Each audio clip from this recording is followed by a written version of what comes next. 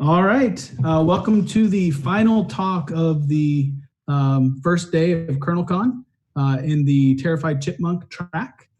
We have Chad, who's going to teach us how to pave a way forward for InfoSec by hacking hearts and minds.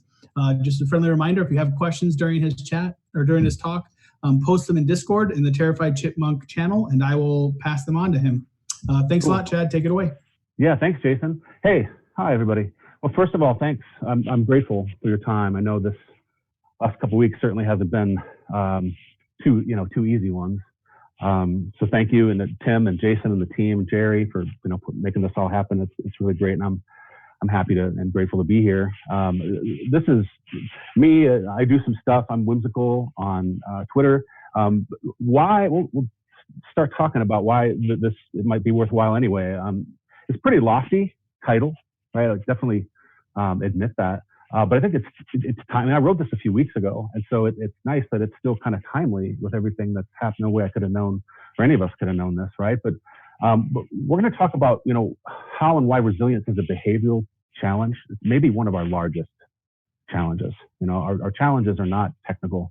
It'd be nice if they were that simple, right? The machine part is much easier than the cultural part of this. And I hope to help you learn from my failure. I've made a lot of mistakes. I talk about like the simulation practice before in other venues. And some of this hopefully is things you can, put to use right away in your own practice, in your own part of the world, wherever you are.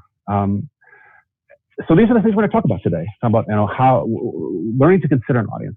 What does that mean? Why does it matter?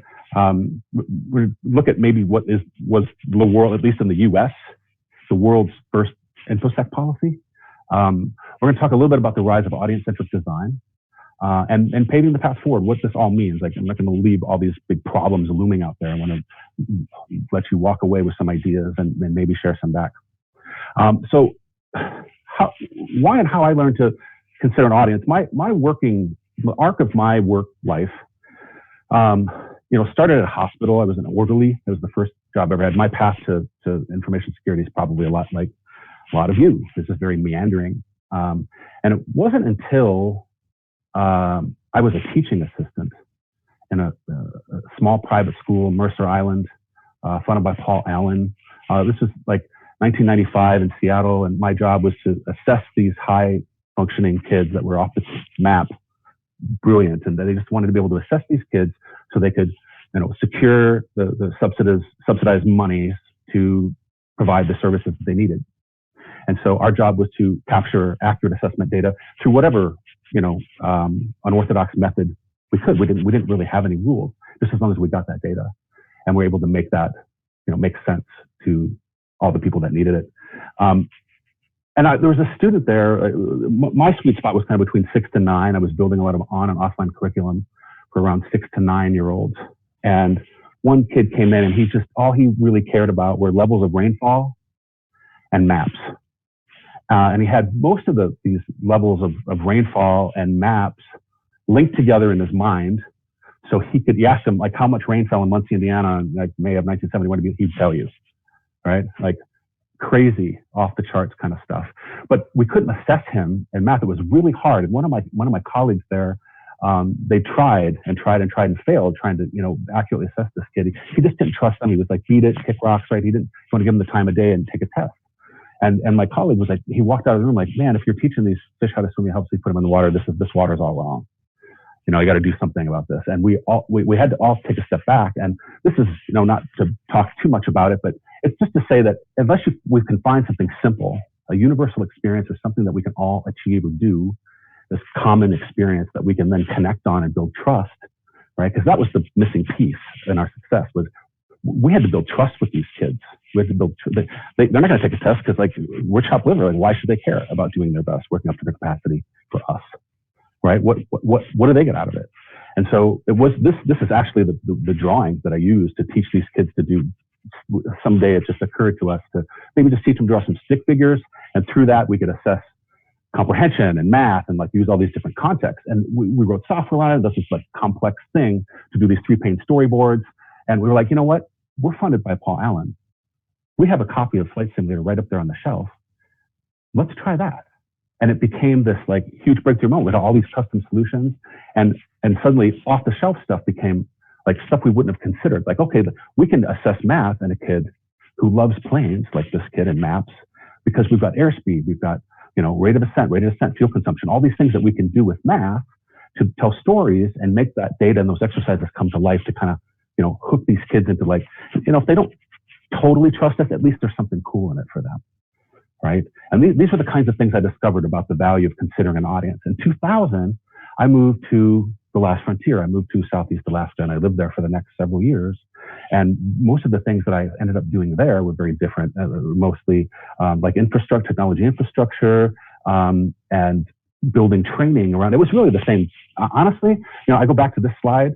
I've really been doing the same job, teaching assistant. All these jobs on here probably look very different, but honestly, the teaching assistant, I've pretty much been doing that job since I left.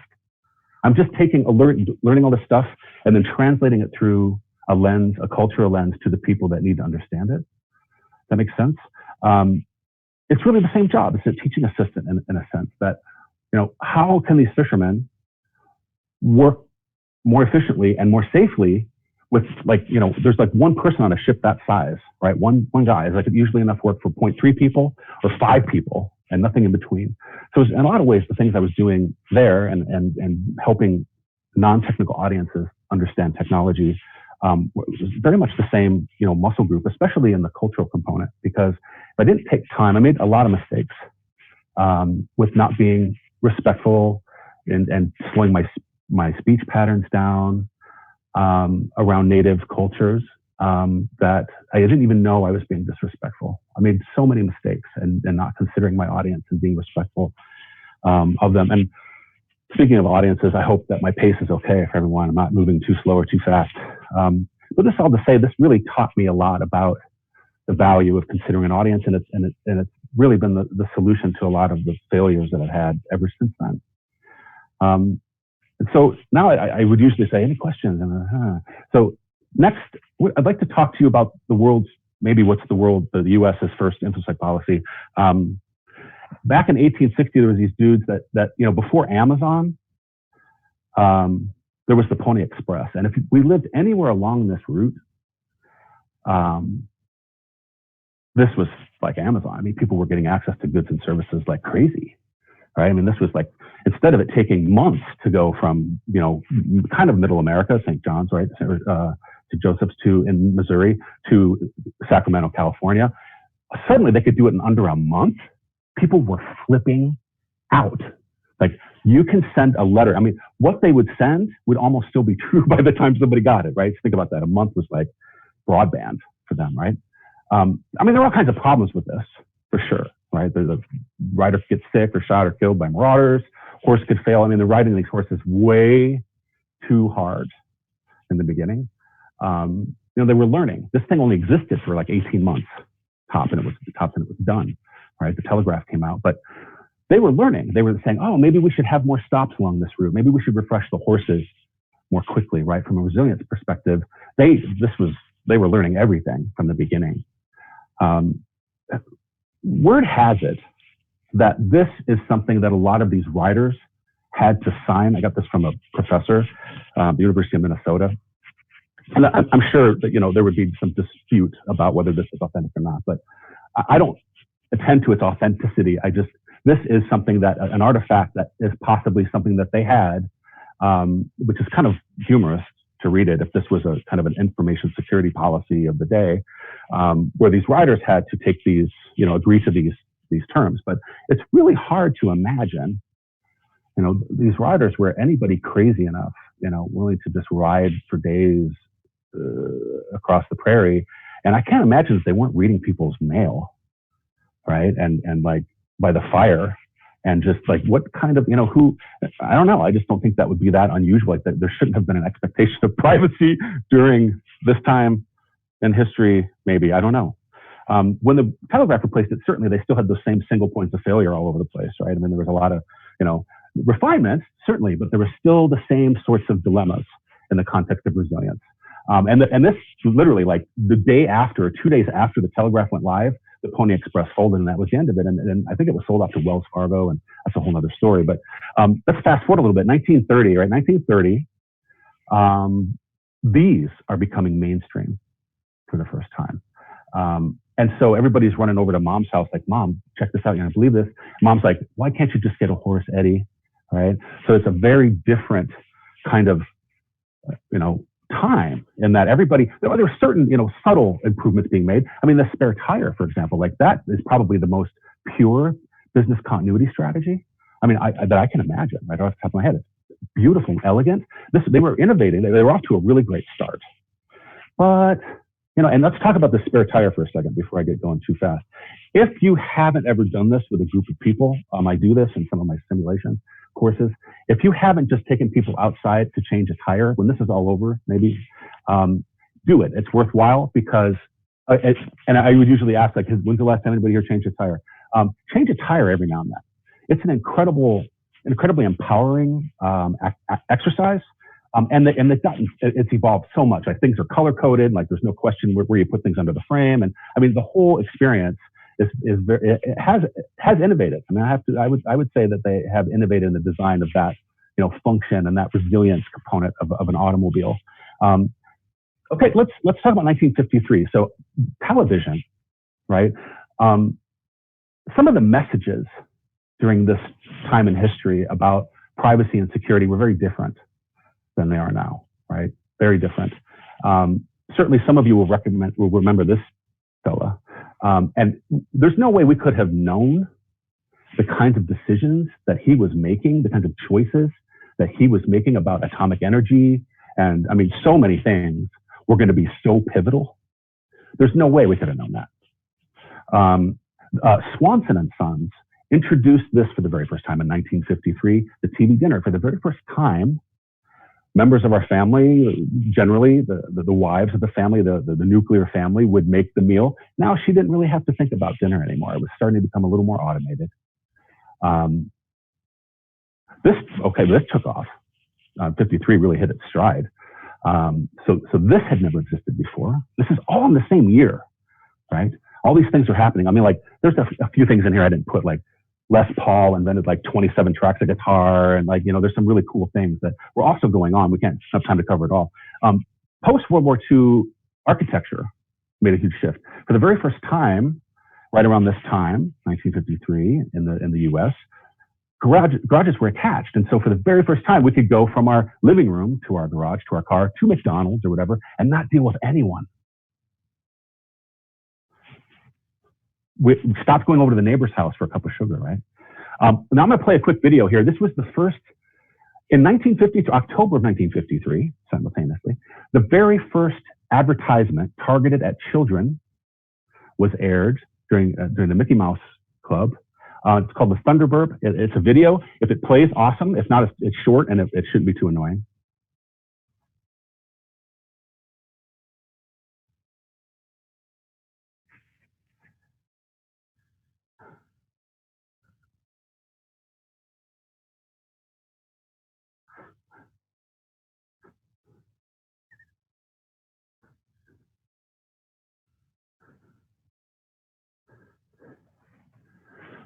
Cool, right?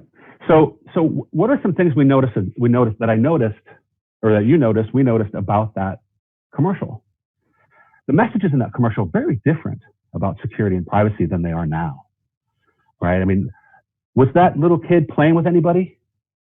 He wasn't. He was by himself, alone with the gun, right? And so security, in a way that's transmitted. There's a lot of these to support this. You can check it out. But security really meant isolation. Privacy was the same as convenience. I mean, think about how, in so many ways today, pre-pandemic, anyway, all these were kind of convoluted.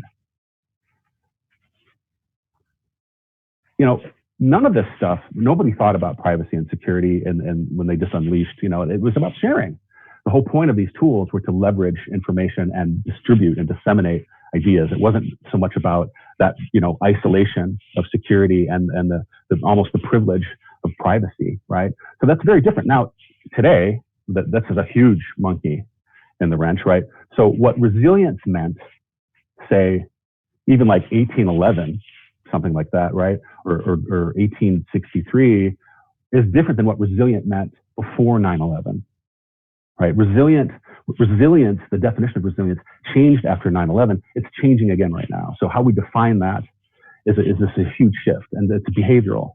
So we have to kind of keep that in mind. And this is why now is a great time to talk about the rise of audience-centric design and why it matters, and InfoSec and paving this way forward. In 2007, actually the later part of 2007, the iPhone came out, right?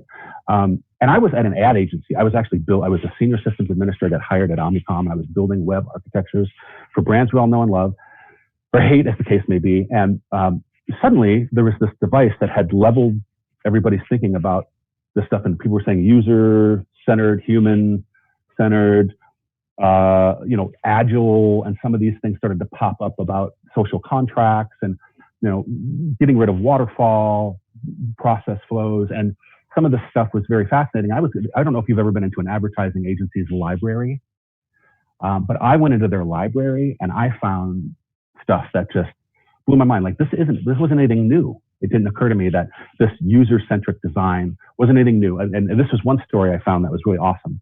In 1968, the ketchup industry, and Heinz just happens to be like, one of the most, I guess, trusted consumer packaged goods brands on the planet, I guess, even today.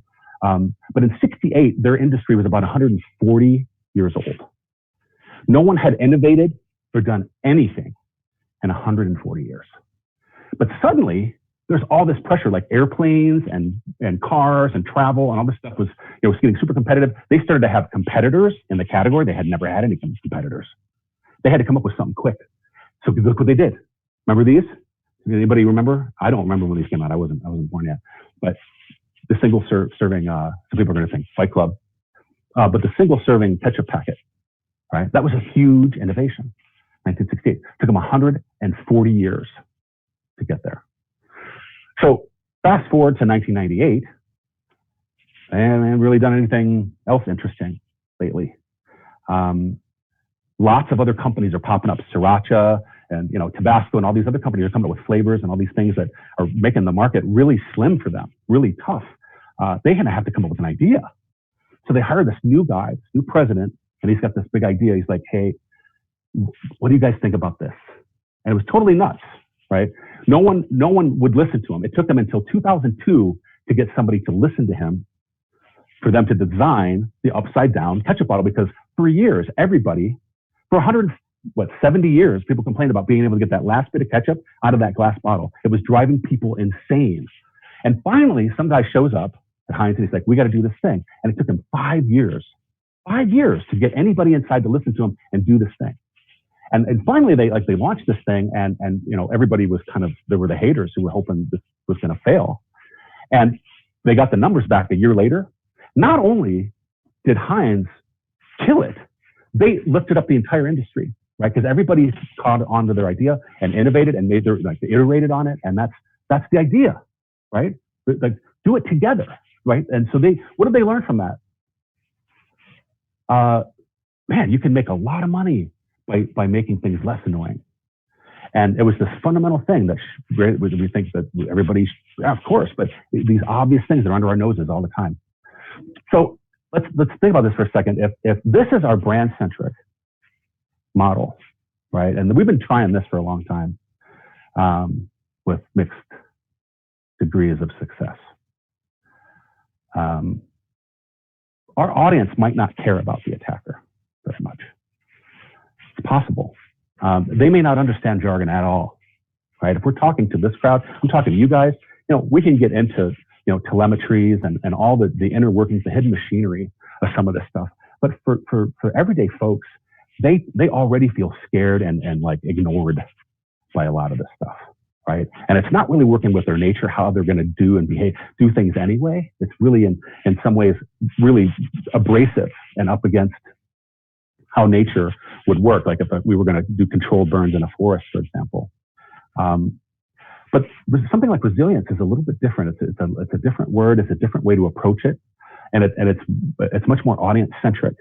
And maybe this is a way to start thinking about this as a collective, as a community. Like what makes sense for a more diverse audience, a more inclusive audience that needs to understand the value of these things that we spend our lives doing to try to lead the horses to the water, to take a drink and protect themselves and their livelihoods. But we need to change our minds about something, I think. And if we're going to have that conversation, it's really hard to do it in a way that leaves people feeling empowered and not like, oh, we've been doing this wrong all the time. And we haven't been doing everything wrong, right? But we all share the same fate.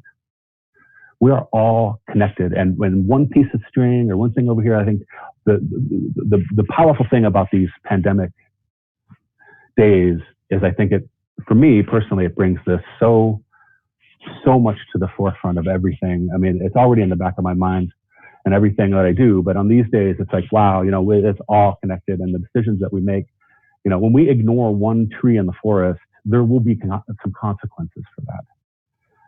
And the same way when we're building a strategy to protect our organization, there's a lot of strands, and we have to work together. We have to talk with and be inclusive to different, levels of leadership and, HR and people that we wouldn't think have any sway, but have this really deep insight into these, specialized workflows or these things that are really critical. And part of that is that, embracing this and accepting this strategy from the beginning, that we all share the same fate and our choices need to align with that by the kinds of words that we choose, right? It's really difficult to talk about this stuff with people anyway, because it is emotional and it does make most people feel dumb and afraid.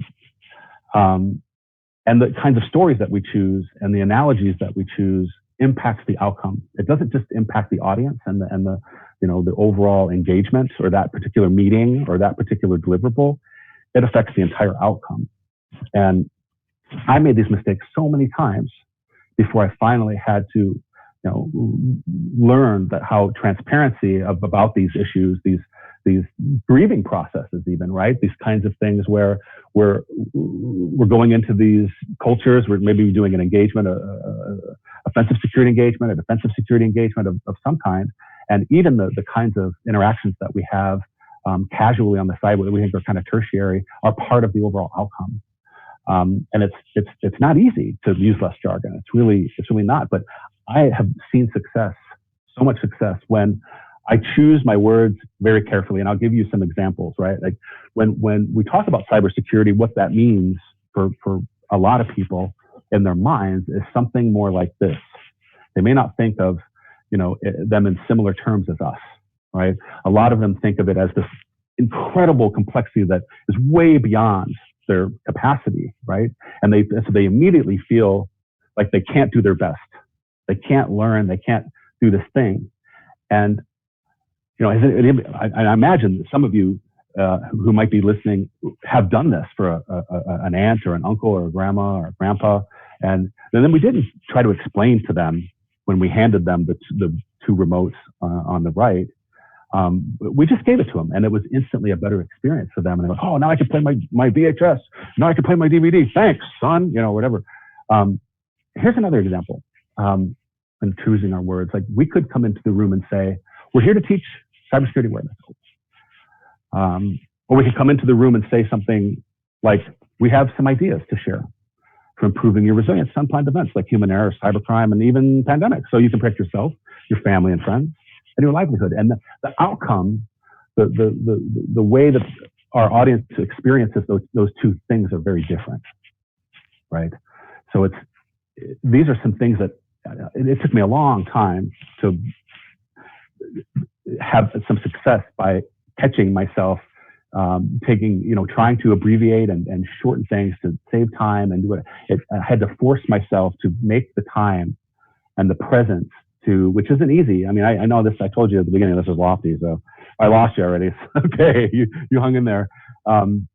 Analogies is another thing that is important to choose well, wisely. And, cars, it works pretty well. Let's go back to our example. This might be helpful.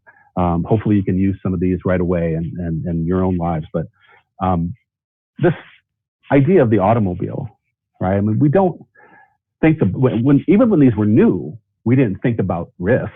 We have this weird relationship with risk. We didn't think about the safety features on this vehicle. People who were buying these, right? They were just like taking off, and there weren't any driver's licenses at this time, right? I mean, you bought the car from somebody and they taught you how to drive it, and then they were gone. Driver's licenses wouldn't be a thing for like almost 40 years, right? Insurance and none of that stuff was even a conversation at this point. I mean, even as they grew with subtle improvements, remember we talked about this a little bit, but that's the ultimate, BCS.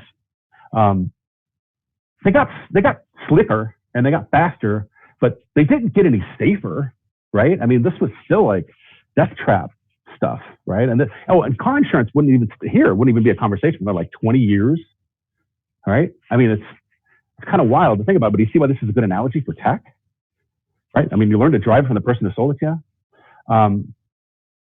Eventually, people had two of them in their driveway. There's still not two, I don't think even seatbelts existed at this point.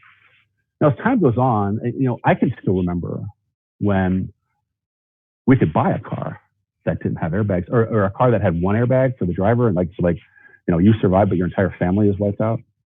Now you can't do that. Now you buy a car, even the lowest end car is styled out with airbags all the way around, right? With sensors and anti-lock brakes and all the stuff. We don't rely on just one part of this. And because it takes so long, I mean, I have a pal that used to design interiors for Boeing and these airplanes, and he taught me that it took them about 35 years to figure out that they had to design the floorboards in a certain way to prevent injuries and survivable crashes. And seats, they had to change the design of the seat so that people in a survivable crash wouldn't get killed by the seat.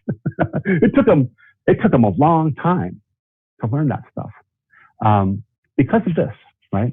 And that's what we're going through right now. Mechanics are really good at it.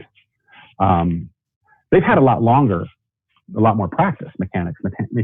We can take our car to the garage, and the mechanic will come back a day or two later, and they don't deliver any face melting, diatribe. It's just enough information to assure me that they did a great job. They know what they're doing, and it's safe for me to take my family on that road trip or whatever. And that's a great analogy for a defense in depth model, because we don't rely on, we walk out to our cars every day. We don't think about risk or resilience. We don't think about any single component of any of this stuff. We just know it's there working in this kind of harmony, this kind of, orchestra that's working to minimize preventable risks on our behalf. That's quite a long way from 1930, right?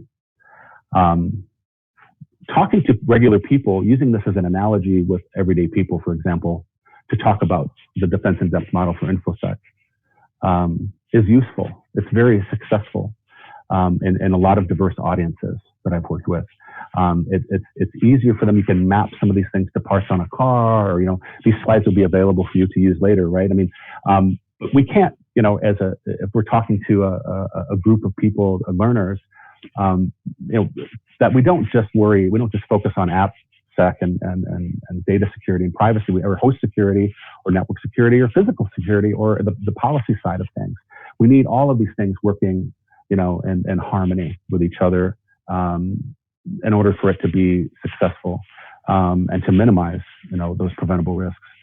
Another reason we know so much about, things like car crashes and airline crashes and things like that are because, we've spent a lot of time testing and in the controlled environments. And, the pandemic's a really great contrast to this, because we know we don't have any data, right? And so it's the whole idea of collecting information and using these friendly analogies to help audiences understand the importance of this and how we need to be more inclusive from the beginning of building systems and building processes that have resilience and these kinds of concepts that are important to us in InfoSec in mind. And it makes that path so much easier on both ends of it, right? Even to be just a little bit more prepared. To use this analogy with everyday people to say, we know a lot about cybercrime now, and I wouldn't go through all the steps of a cybercrime with a regular everyday audience, right? In this case, it's great because we can, I'm within an audience that can talk about things like, pre and post exploit behaviors and things like that. But we're not going to talk to our audience, our general audience, about that. Maybe we would take that mountain right there, though, instead, and say, hey, do you guys see, that criminal, that ghost ninja up on top of there? And he's kind of the general, profile of a cybercrime like this, and he doesn't just run up that mountain willy-nilly, right? He's got to climb up that thing. He's got to get like a handhold here. He's got to get a foothold, or she up here and moving over there, and every piece of intel, every piece of whatever is a handhold or a foothold up the side of that mountain to achieve their objective. You don't see that ghost ninja up there because, if we don't choose a good story from that point, we've lost our audience. They've already checked out. They're like, their face is melted off. But if we say, yeah, you don't see that ghost ninja up there? Yep. Yeah. So that's the person we're talking about is someone who is not going to run they're going to take the path of least resistance, right? They're not dumb, but they are going to look for certain things. They're generally insiders. They already have a foothold or a handhold up the side of that mountain, right? Or there are scrippies we call, we would explain to the audience what a scrippy is. Hacktivists, organized crime state actors, machines. Sometimes these are automated kinds of things. It's not a ghost ninja at all. It's just a machine being operated by some ghost ninjas, right? Who they are. What are they after? We tell a little story, a little personal information. Yeah, a new context of that stuff. Money. This is what they're after. These are the kinds of things that are their objectives. And who are they? Well, your decision makers, your helpful employees, whoever you are. This is the way we talk to this audience that's listed here. It's not. It's really easy to screw this up. It's really easy, especially leadership, and they miss the point, and they're missing out on really important information that we all have. And I've made this mistake so many times, and this is the only thing that works, just to make sure that I'm talking to them about things like in ways that they can understand that these are the kinds of tools that they use to climb up that mountain and get this thing right. And again, we can't ignore the behavioral economics of this. It's really important. And I kind of understated it up till now. And what I mean by this is, we all experience grief in our own way, the pandemic and all these things notwithstanding, right? I mean, like we're all in the midst of our own process of grief. And it's just piled on top of what was already there, right? And the reason that that's important, that we're all grieving, even before this pandemic, and I'm saying not just InfoSec, I just mean like the royal we, is because, Kelly Shortridge put it really well. We're all grieving the reality that we'll always be vulnerable to threats like cybercrime. Like it's never going to end, right? And there's something really powerful about accepting that, and it's that lack of acceptance that's generated so much of this industry and products and services and all this. Some of us like to call it snake oil, but we're really just stabbing at the dark. We're really just trying to do our best. It's not anybody's fault, right? It's very human to not want to accept. We're not wired very well, all of us, are we? But there's more fear, more uncertainty, more doubt, certainly more complexity. And I have clients that are in, they're in choosing on Monday, and they're in false hope on Thursday, and they jump all over the place. And this isn't something that's very new to any of us. We just don't talk about it enough. I think we should talk about it a little bit more. We don't have to harp on it. But I think talking about this and addressing this component with our audience, especially our audience that we're trying to help, empowers them. It validates them. Like we all like to be treated a certain way when we're not fluent in an area or a discipline. And it helps me keep in mind, bring to light other failures that I've I've made over the years and forgetting to value this and somewhat the qualitative side of the work that we do. Because this is the goal at the end of the engagement or the end of the collaboration is, we literally all share the same fate. And it's a good time to start acting like it. And there are hopefully some useful examples and pictures and ideas that you can find value in your own practice and the people that you are working with and for. And it's really important for us to be able to communicate with each other and support each other in these ways that do support our long-term resilience. And hopefully through these challenges, we'll keep getting better at it. And that's all I have. I'm really grateful for your time, for listening. Thank you. And here's where you can find me on Twitter. And I saved you a little bit of time. I talk fast. Hope that was okay pace. That's all right. That was great. That was super interesting, Chad. Thank you very much. Sure. And we did have a few questions too. And I wanted to say, I just thought it was very interesting, just the fundamental know your audience, right? As cybersecurity professionals, we need to educate, right? That's how you can fix things and get better, but it's hard to educate if you don't know your audience. So I really appreciate those points in there. Choosing relevant stories, all great stuff. So we had a couple of questions. Who Am I was asking, so do you think cybersecurity students should learn history, to prevent reinventing the wheel, pun intended? I think there's lots of stories worth listening to and reading. I think history to me is I think of it as this. I didn't study history. It seems like I value it more as I get older. I had plenty of opportunities, when I was a young student, that I didn't make the most of. So if you have an opportunity, I would say, yeah, we'll go for it for sure. He also says, you mentioned storytelling a couple of times. So should cybersecurity people learn how to tell stories too? It helps. I think it helps. And it's selfish for me because I think I learn things best through either experiences that are silly or tragic. I mean, Shakespeare did a nice job with that, right? A lot of the things that he wrote or they wrote were tragedy or just complete comedy. And that's life. I mean, we as humans, we tend to learn things best, I think, that way. I tend to learn things best in a silly context that makes me feel not so self-conscious. I think that works pretty well. So I think storytelling, improv, I think there's a lot of things that I've done that have informed this part of my practice that I think is valuable for everybody. So if you're into it, and it doesn't even matter. I mean, it could be,